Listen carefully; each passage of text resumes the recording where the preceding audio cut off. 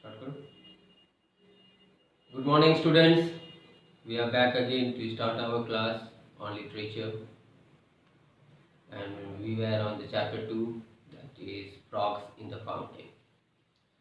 So before I start the continuation of the explanation, let us recap what the story was all about. The story was about Ruskin Bond. He has a capacity to find a comicality. He was in humor in everyday situations, everyday life. So from that he is telling a delightful description of a simple incident involving his art.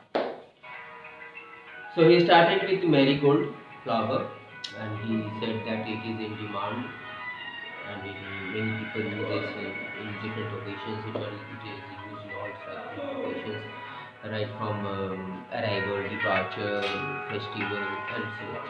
Even important honor meetings are there, then you do expect that you are full with garlands of all marigold flower. So among them, one of the experience the author is telling that I faced that when I was in an occasion to give a speech. I landed in a very short speech due to a honey bite in my chin. और यही बात जब उन्होंने वो चीन में जब उनको काट लिया, तब ये बात जब उन्होंने अपना इंसिडेंट या अपना गौतम को कहा, अपना बेटे गौतम को कहा, तो गौतम ने भी उसको रिप्लाई दिया कि इसी वजह से आपको डबल चीन आ गया है. इस तरह की कहानी हम लोग को चली थी. और वो उसने कहा था कि नहीं मेरा ये चीन ग्रैंड मदर से चल रहा है, उनका बहुत था, वो बहुत जेनरस लेडी थी. इस तरह से वो बात हैप्पी और जेनरस लेडी थी. और वो बच्चों को में भी तभी सोचती थी कि तभी बोलना चाहिए जब उससे बात किया लाउडली, रिजर्व थी.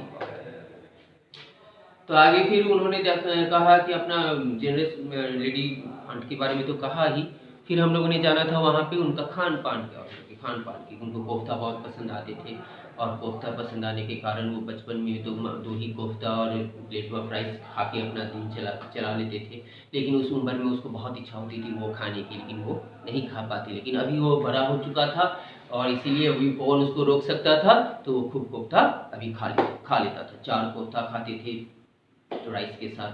तो अचानक एक सालों में एक बार डॉक्टर उनका अराइव होता था. वो डॉक्टर विश ने उनको कहा कि आप तो काफ़ी ओवर वेट हो गए हो. क्यों ओवर हो गए हो? इस तरह से खाना तो थोड़ा आपको कम करना पड़ेगा. और डॉक्टर ने कहा क्या क्या खाते हो आप लंच में? तो उन्होंने भी कहा था कि हाँ मैं राइस खा रहा हूँ और 4 कोफ्ता खाता हूँ. बोलते नहीं 2 ही कोफ्ता खाया करो.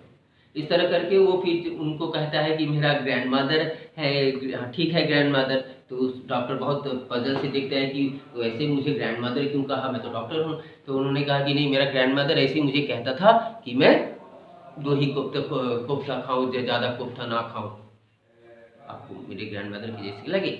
और डॉक्टर को भी फिर लग रहा था कि अभी अल्जीमेरा एक उसको डिजीज हो गया था. जहाँ पे हम लोग खड़े थे अल्जीमेरा डिजीज हो गया था. डिजीज में क्या होता है, ये एक्चुअली बूढ़े लोगों को होते हैं.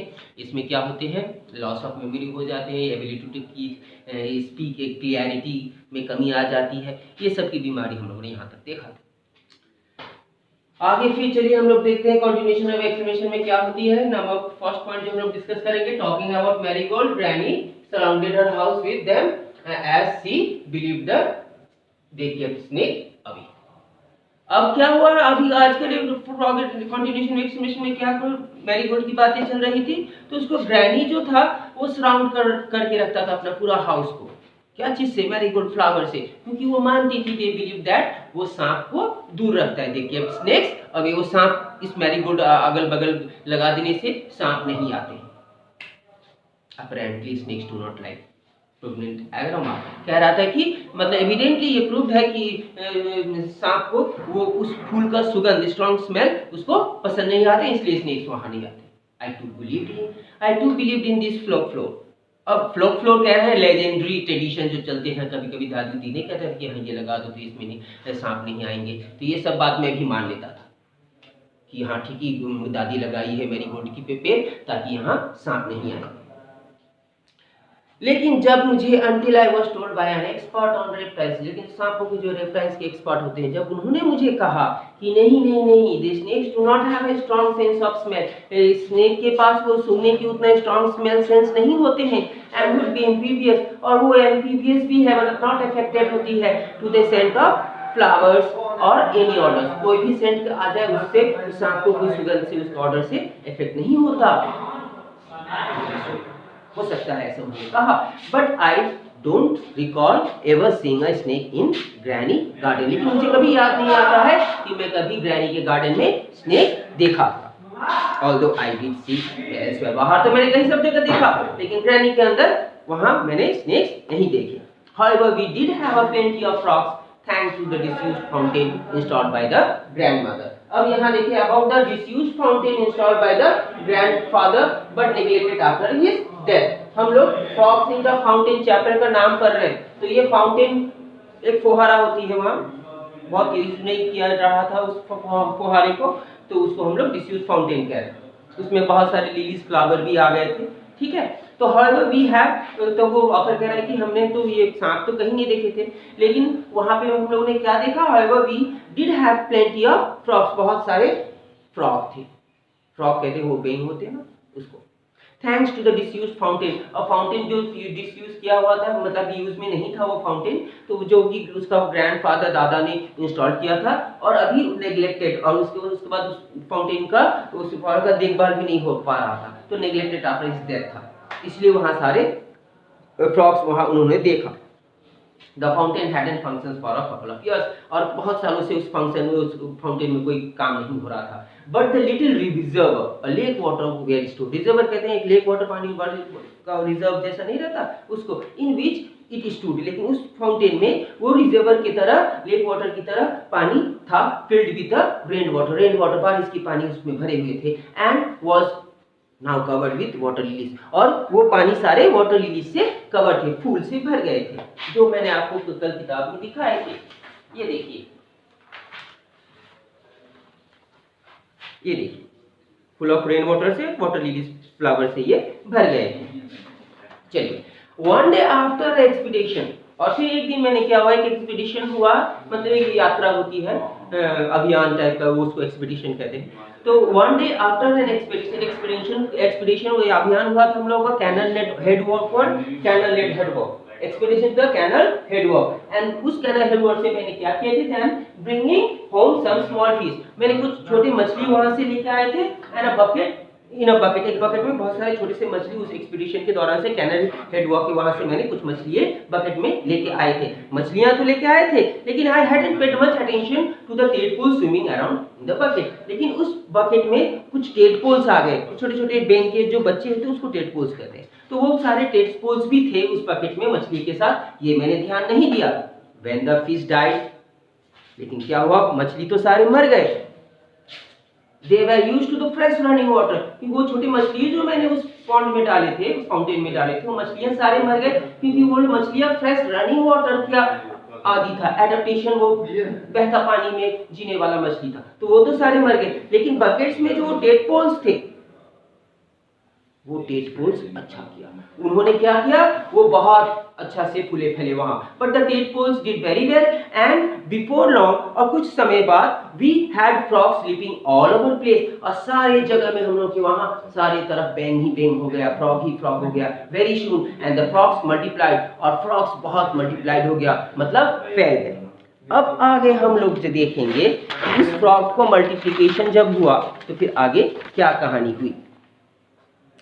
They would come into the veranda, वो सारे फ्रॉग्स जो मल्टीप्लाइड हो गए थे उस फाउंटेन में, वो बरंडा में आने लगे, वो टेडपोल्स बड़ा होके फ्रॉग बन गया, वो सारे फ्रॉग बरंडा में आने लगे, एट नाइट, रात को आने लगे, एंड कीप्स अस अवेक, हम लोग को जगा के रखते थे, विद दैट इंसेस्टेंट नेवर स्टॉपिंग, मन इंसेस्टेंट मतलब कभी नहीं खत्म होने वाले, सिंगिंग एंड वॉबिंग, वो गुर्राते ना, मेहदत की टर्राहट जो बोलती है उस तरह का आवाज करते थे, wobbling, singing with the rapidly changing notes, जिस तरह नोट्स वो पियानो के होते हैं ना, उस तरह का चेंजिंग नोट्स करते थे, अलग अलग ट्यून में करके वो सारे टहरा रहे थे matter. I can't sleep coming, मैं थोड़ा भी नहीं सो पाया, एक पल के जो अच्छा से सो पाता वो नहीं सो पाया, कंप्लेंट आंट मार्वल ने वहां कंप्लेन किया, who was sensitive to noise and allergic to such choirs, जो कि बहुत सेंसिटिव थी, कुछ हल्ला हो जाता था सोते वक्त तो, और एलर्जिक था, ये सब तरह के, मतलब उसको made up entirely boss singers the frog, frog मतलब वो देखना नहीं चाहते, एलर्जिक थे। यार informally having a strong dislike, मतलब एक पसंद ही नहीं आती थी उस तरह के, स्ट्रॉन्ग डिसलाइक था वो उस तरह के आवाजों पर जो मैटर कर रहे थे उस बारंडे में। दे आर सरेंडरिंग यू, तो मैंने कहा कि वो आप लोगों को सरेंडरिंग कर रहा है, आपके लिए अच्छा गाना गा रहा है, singing a song to somebody you love, जिसको पसंद करते हैं उनके लिए मेढक इस तरह से गाना गाते हैं। तो दादी ये आपके लिए गाना गा रहे हैं, आंट मावल ये आपको पसंद कर रहे हैं, आपके लिए गाना गा रहे हैं। और उसको तो उस दादी को किसने स्ट्रॉन्ग डिसलाइक हो गया था इस तरह का मेढक का आवाज सुन के। तो और वो ऑथर कह रहा है कि they are surrendering you singing a song to somebody you love, किसी के लिए जो जिसको आप प्रेम करते हो उसके लिए जो गाना गाते हैं तो उसको सरेंडरिंग कहते हैं। तो वो you and I said it was a long time since anyone had surrendered you, aunt Mabel, और ये बहुत समय हो गया था कोई भी आपको इस तरह से सरेंडरिंग नहीं किया था, मतलब आप जिसको प्यार करते उसके लिए आप गाना नहीं गाए थे, तो आंट मावल आपको सरेंडर कर रहे हैं। अ कंफर्म स्पिंस्टर मतलब वो अनमैरिड वुमेन को कहते हैं स्पिंस्टर। तो उस वक्त 40s में थी वो मुझे उठाएंगे they will go away once the rains finish, कह रहा था कि एक बार ही बारिश खत्म हो जाएंगी तो सारे मेढक चले जाएंगे। ग्रैनी ने कहा, सेड ग्रैनी होपफुली कहना, but they did not go away, लेकिन वो सारा फ्रॉग बारिश खत्म हो गए तो फिर भी नहीं गए। एक दिन क्या किया, screams came out from the bathroom, यहाँ जो कहा था swimming around the bucket, the complaint of aunt Mabel about the frog, वो तो हो गया। और एक दिन क्या किया, स्क्रीम्स आए, जोर से चिल्लाया आंट मावल, तो ग्रैनी ने कहा aunt Mabel screaming for help, call help, बचाओ बचाओ, बाथरूम से चिल्लाया। ग्रैनी, खानसामा और मैं आई रैन टू हर, वो सारे ऑथर उसका खानसामा और ग्रैनी उस आंट मावल के पास दौड़ के पहुंचे, एड के लिए, क्या बात हो गई, मदद के लिए, and discovered that the cause of her distress was a large frog, और क्या डिस्कवर किया कि वो जो डिस्ट्रेस था, वो जो खफा, वो जो दुखी थी, वो क्या चीज था उसका कारण, एक बड़ा सा मेढक swimming around in the potty, जो वहां पे वो बाथरूम लेटरिन कर रहा था, उस पॉटी में एक बड़ा सा मेढक बैठा हुआ था लेटरिन के ऊपर।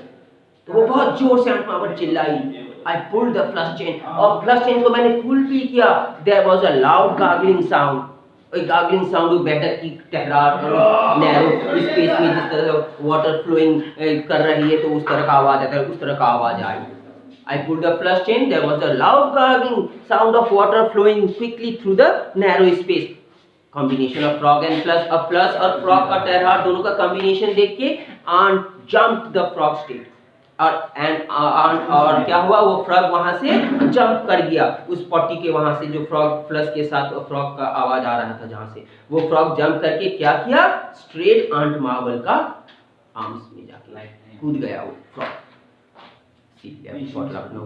उसी दिन वो चिल्ला के वहां के लिए लखनऊ के लिए चला गया और कहा कि शी वुड बी सेफर, मैं वहां पे अपना सुरक्षित रहूंगा एक जू में, when her cousin was a superintendent, जहाँ पे कि उसका कजन एक सुपरिटेंडेंट का काम करता है। यहाँ तक आज स्टोरी रखते हैं, we will be continuing in the next chapter. कुछ होमवर्क है आपको, इसका रिलेटेड एक्सप्लेनेशन बहुत ध्यान से देखिएगा, पढ़िएगा, उस क्वेश्चंस को सॉल्व कीजिएगा। If find any problem you can call me, I'll be there to solve. Thank you.